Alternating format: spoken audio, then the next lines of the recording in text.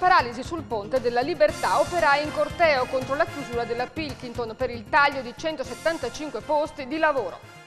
Partono i lavori per la costruzione della più grande nave da crociera italiana, la Fincantieri di Porto Marghera. Il futuro è più roseo. Vince il premio Commisso un allievo dello scrittore, è Giuseppe Bevilacqua, germanista a Firenze e originario di Oderzo. Benvenuti a questa edizione del TG di Televenezia. Venezia bloccata per 4 ore a causa degli operai della Pilkington che disperati hanno occupato il Ponte della Libertà per l'intera mattina. Nonostante la paralisi, pendolari e turisti hanno affrontato con pazienza e solidarietà l'ennesimo dramma che si sta creando per il lavoro, per la perdita del lavoro che è andato in scena oggi.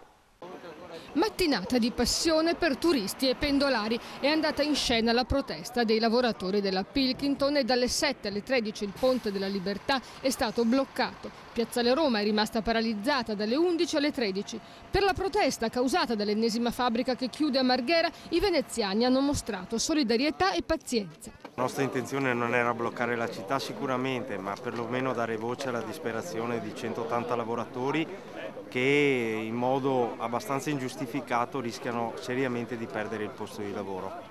La Pilkington, che appartiene ad una multinazionale giapponese, produce lastre di vetro per edifici e sta risentendo della crisi dell'edilizia. Rischiano di rimanere a casa 175 persone e altre 50 che costituiscono l'indotto. Il gruppo ad oggi, con l'incontro che abbiamo fatto la scorsa settimana, tiene ancora alte le barricate. Noi siamo però sicuri che un'alternativa ci sia, cioè che sia una crisi contingente e non strutturale e che quindi il forno possa restare in riscaldamento, in sicurezza, per poi riprendere appena anche l'edilizia richieda di nuovo le lastre di vetro. Gli operai sono partiti dal presidio a cui hanno dato vita stamani alle 7 e affrontando il gelo, all'alba il termometro segnava -1, si sono riversati sul ponte all'altezza del Vega. Hanno raggiunto Piazzale Roma e verso le 11 hanno ripreso il corteo e sono tornati davanti alla Pilkington in via dei Bivi alle 12:30. Nel pomeriggio si sono recati in via Palazzo a Mestre, dove era in corso il Consiglio Comunale, per ricevere la solidarietà degli amministratori della città e mercoledì è in programma un incontro al Ministero con i rappresentanti della SNG, la multinazionale giapponese decisa a chiudere la fabbrica. E intanto la Digos di Venezia sta investigando su un avvertimento giunto ad un alto dirigente della Fincantieri di Porto Marghera. Continuano le indagini della Digos veneziana e genovese sull'SMS di avvertimento ad un alto dirigente della Fincantieri di Porto Marghera. Il 50enne ligure ha ricevuto un messaggio il 26 novembre scorso che faceva riferimento ad infiltrazioni camorristiche nello stabilimento. Il tuo amico, diceva il messaggio, ha portato la camorra dentro lo stabilimento. Presto si farà luce su tutto. Secondo Ezio Gaetano, dirigente della Digos veneziana, l'esistenza di una reale minaccia all'interno dell'SMS è tutta da verificare. Non sembra inoltre che dietro ci sia il terrorismo. Gli investigatori stanno invece prendendo in considerazione la pista degli appalti. Comunque l'inchiesta è solo all'inizio. Si sa soltanto che il testo è stato inviato da un'utenza pubblica. Per l'azienda il messaggio arriva in un momento in cui i vertici hanno i nervi scoperti, dopo l'attentato della scorsa primavera contro l'amministratore delegato di Ansaldo Nucleare Roberto Adinolfi a Genova. Da allora le forze dell'ordine hanno attivato un discreto dispositivo di sicurezza su un numero di dirigenti che potrebbero essere presi come bersagli dai movimenti terroristici, tra i quali c'è anche chi ha ricevuto il messaggio.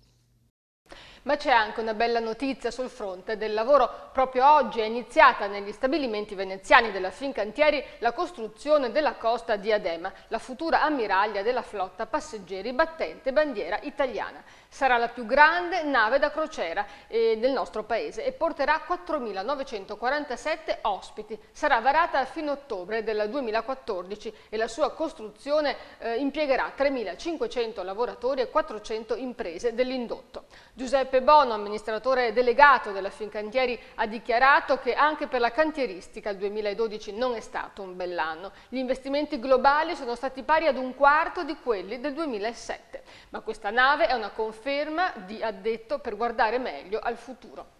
E ora parliamo di area metropolitana. La caduta del governo Monti, o comunque insomma l'uscita di Monti dalla scena politica, non arresta l'istituzione delle aree metropolitane, inclusa quella veneziana, anche se cade il progetto Patreve, ma resta in piedi l'area metropolitana all'interno dei confini della provincia di Venezia.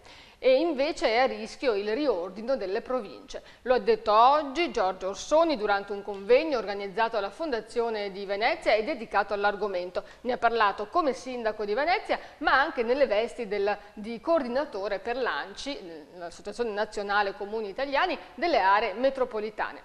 Ed è sulla sua stessa lunghezza d'onda anche il sindaco di Padova, Flavio Zanonato, presente all'incontro, e lo ha ribadito in questa intervista.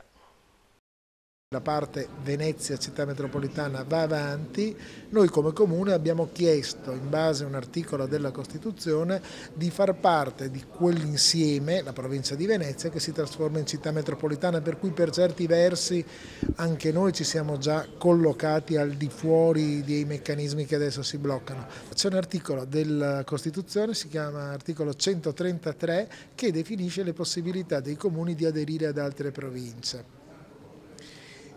Noi abbiamo chiesto, in base a cosa dice l'articolo? Dice che il Comune agisce per chiedere di aderire a una provincia, il Parlamento accoglie la decisione, sentito il parere della Regione. Noi abbiamo fatto il primo passo, cioè abbiamo chiesto di entrare nella provincia di Venezia nella prospettiva di entrare nella città metropolitana. Cioè non ci interessa entrare nella provincia di Venezia e rimanere pezzo della provincia di Venezia, ma entrare in una provincia che diventa città metropolitana.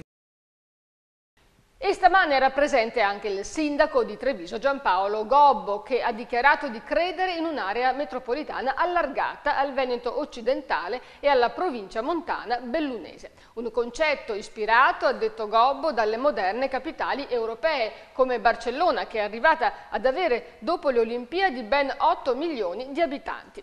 E in un'area allargata oltre i confini veneziani crede anche la Presidente della provincia di Venezia, Francesca Zaccariotto, che però ha colto l'occasione del convegno per attaccare la Regione Veneto. Sentite. Allo stato attuale quello che vediamo è una regione che tende a riappropriarsi di funzioni, penso alla materia dell'impiego, del lavoro, della formazione, del turismo, addirittura c'è chi dice che si sta preparando una delibera in materia di urbanistica perché la regione si riappropri delle competenze che aveva dato relativamente ai PAT alle province. Quindi stiamo vivendo una contraddizione continua. Da una parte vorremmo che la città metropolitana fosse una città-regione, quindi si parla di patreve, dall'altra quello che sta avvenendo è esattamente il contrario, quindi allo stato attuale la città metropolitana è la provincia di Venezia e quindi anche quelle aspettative di poter ragionare su dei confini e quindi su delle opportunità da un punto di vista di sviluppo e di economia sembrano diventare assolutamente remote. E potrebbe saltare la legge di riordino delle province, l'abbiamo già detto, ma potrebbero essere fermati anche i tagli agli sprechi predisposti da Monti con il ritorno del controllo del Parlamento nelle mani di Berlusconi. Sentite cosa c'è in preparazione in vista della campagna elettorale. Torna Berlusconi e la legge Mancia e salva. Che cos'è? È un meccanismo introdotto nel paese dall'ex premier attraverso il quale i deputati e i senatori elargiscono ogni anno ricche regalie ai loro collegi elettorali e alle loro clientele. I leghisti, ad esempio, hanno utilizzato la legge per finanziare la scuola Bosina, l'istituto padano in cui insegna la moglie di Umberto Bossi, Manuela Marrone. Silvio Berlusconi ha varato la legge nel 2004, durante il suo secondo governo, e ne seguirono finanziamenti a pioggia per piccole opere pubbliche, sagre paesane, eventi storici e ricorrenze richieste dagli elettori e ai loro politici, clientele insomma. Romano Prodi nel 2007 provò a cancellarla, ma venne ripristinata dal ministro Giulio Tremonti con il ritorno del governo del centrodestra. È un elemento di democrazia, spiegò l'allora titolare dell'economia. Sono stati sperperati in questo modo in 3 anni 312 milioni di euro, che avrebbero potuto servire per creare invece posti di lavoro. Ora che la campagna elettorale è iniziata, tra Camera e Senato sono stati stanziati altri 200 milioni e un elenco dei regali è già stato recapitato sui tavoli dei presidenti delle 2 Camere e Monti ormai è fuori. Ed è confermato lo sciopero dei benzinai dalle 19 di domani per la rete ordinaria e dalle 22 in autostrada. I distributori saranno chiusi il 12 e il 13 dicembre. I sindacati di categoria Fenica Cisl, FIAB Confesercenti e Fisic, Anisa, Confcommercio accusano i petrolieri di aver chiuso ogni spazio di trattativa. Nella settimana di Natale, inoltre, sarà indetto il No Read Day, ossia ciascun gestore manderà insoluto il pagamento di una fornitura di carburanti a titolo di parziale anticipo sull'adeguamento della propria remunerazione. E inoltre dal 24 dicembre a Capodanno niente pagamenti con carta di credito o bancomat. I distributori chiedono il rispetto delle norme previste dal decreto Cresci Italia. E ora una piccola pausa pubblicitaria, rimanete con noi.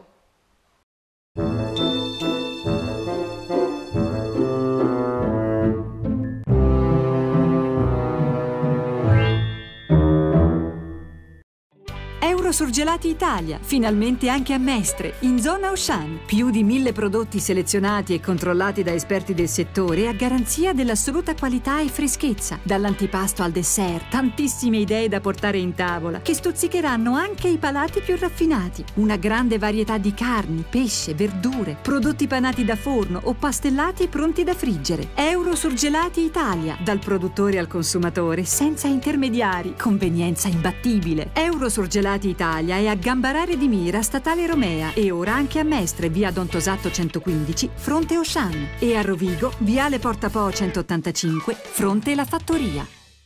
Il Collegio Salesiano Astori invita tutti i genitori e i ragazzi a Scuola Aperta, un programma di incontri per conoscere da vicino l'istituto.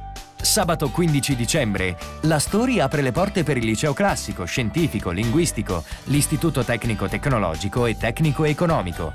Il Collegio Salesiano Astori è in via Marconi 22 a Mogliano Veneto. Per conoscere gli orari, visita il sito www.astori.it. E ora spazio alla terraferma veneziana, dove si svolge una delle più suggestive manifestazioni di devozione popolare. Vediamo. Questa volta i cavalli bianchi c'erano, 6 per la precisione, e nonostante il freddo intenso, a Gambarare c'erano anche tanti fedeli a seguire il passaggio della Madonna dei Cavai, ovvero la statua della Vergine condotta lungo le vie del paese su un carro trainato dai cavalli. È una tradizione che si ripete ogni anno l'8 dicembre per la festa dell'Immacolata Concezione e che risale al 1933, quando Monsignor Giovanni Involto recuperò questo antico culto mariano caduto in disuso. La statua, donata da una signora del paese, venne messa sopra un carro agricolo insieme coi bambini vestiti da angioletti fra nuvole azzurre e rosa, proprio come si continua a fare anche ai giorni nostri. Da allora i contadini di tutto il circondario forniscono svariate pariglie di cavalli addobbati per l'occasione con pennacchi e drappi colorati, mentre al corteo prendono parte tantissimi figuranti come le giovani donne in abito da sposa, simbolo della purezza di Maria. Quest'anno abbiamo fatto un record perché abbiamo vestito 160 ragazzi, ragazze, paggi, paggetti, insomma. E con tutti i vestiti che ci regalano li mettiamo a posto, c'è una piccola sartoria, ci dedichiamo a pulirli, a stirarli, lavarli e metterli in perfetto ordine per dopo provarli alle ragazze perché la processione ci riesca al meglio. E a dare ulteriore lustro alla cerimonia la presenza quest'anno del Patriarca di Venezia Francesco Moraglia, che ha voluto partecipare nonostante il percorso da Gambarare a Piazza Vecchia fosse ancora imbiancato dalla neve. Monsignor Moraglia è stato accolto dal parroco del Duomo Don Luigi Casarin e da una folta rappresentanza di diaconi e sacerdoti del vicariato. Sono felice, ha detto il Patriarca, di essere qui in mezzo a voi in un momento di gioia così grande e con i suoi modi semplici ha conquistato l'intera comunità, intrattenendosi con i fedeli, anche con quelli più piccoli. Religiosità popolare però vera, autentica, intensa, che si iscrive nell'inizio del periodo d'Avvento, ormai guardando al Natale, ma soprattutto nell'anno della fede. Aver messo Maria come prima credente, prima discepola al centro di questa giornata, credo che sia il viatico migliore per guardare a un anno della fede in cui le nostre comunità devono entrare in una semplicità, in una gioia di credere che possa illuminare il loro quotidiano. È una festa tradizionale, è una festa che data da parecchi decenni, ma che però mantiene vive le risorse di una comunità che ha partecipato sia dai bambini piccoli sia dagli anziani, i giovani, i ministranti, e questo fa sperare bene in queste comunità che sono le parrocchie e che costituiscono la prima presenza sul territorio e nella città. La processione della Madonna dei Cavai è uno dei momenti più sentiti e partecipati dai parrocchiani di Gambarare, che mettono a disposizione tempo e lavoro affinché l'atteso evento si compia in maniera perfetta. È una bella ricorrenza, è una roba che si sente dentro. Ogni anno veniamo qui gratuitamente per la Madonna, facciamo questo e altro per la Madonna, insomma. 25, 26, 27 anni che faccio la Madonna delle Gambarare e sono contento di farlo. Guai se va giù questa tradizione.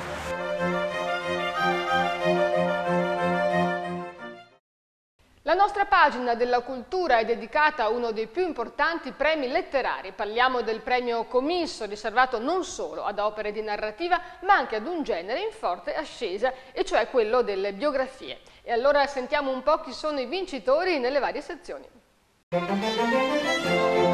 La 31esima edizione del Premio Comisso ha incoronato vincitore per la sezione narrativa Giuseppe Bevilacqua, autore di Villa Gradenigo, romanzo di iniziazione ambientato ai tempi del fascismo. Un'opera che fa onore all'intuito di talent scout di Giovanni Comisso. Fu infatti proprio lo scrittore trevigiano a spronare Bevilacqua a scrivere. L'eminente germanista, nato a Oderzo ma per tanti anni docente all'Università di Firenze, ha messo d'accordo i 60 lettori della grande giuria e gli studiosi della giuria tecnica, presieduta quest'anno da Anna Modena e composta fra gli altri da Nico Naldini, Francesco Zambon e Rolando Damiani. Durante la cerimonia nel gremito Salone dei 300 a Treviso è stato assegnato anche il prestigioso premio per la miglior biografia. A vincerlo è stato Pietro Boragina con Vita di Giorgio Labò.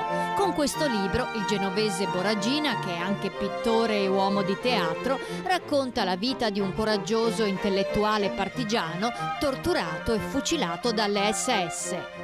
L'edizione 2012 del premio, che è sostenuto da Regione Veneto, Comune e Provincia di Treviso, va dunque in archivio con ottimi risultati, ma per gli amici di Giovanni Comisso la missione di ricerca e divulgazione è sempre in atto. Io devo ringraziare tutte le istituzioni che continuano a sostenerci e poi, come ho detto diverse volte, abbiamo incontrato diversi sponsor privati, un nuovo amico, e perciò per noi è una grande soddisfazione di mantenere vivo il ricordo di Comisso e di farlo conoscere non solo a livello nazionale, perché oltre che a livello trevisano e veneto.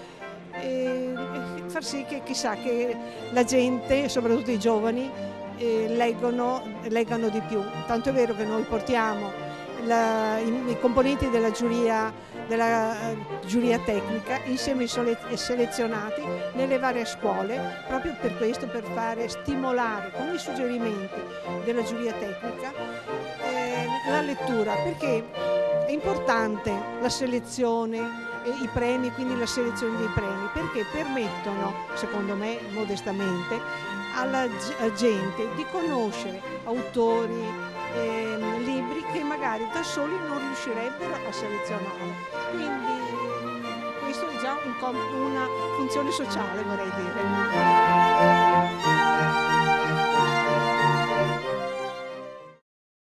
E ora le previsioni del tempo. È arrivato il gelo, come preannunciato dai meteorologi. La colonnina di mercurio stamattina è scesa a -1 grado. Ora vediamo cosa ci riserva il tempo nei prossimi 3 giorni.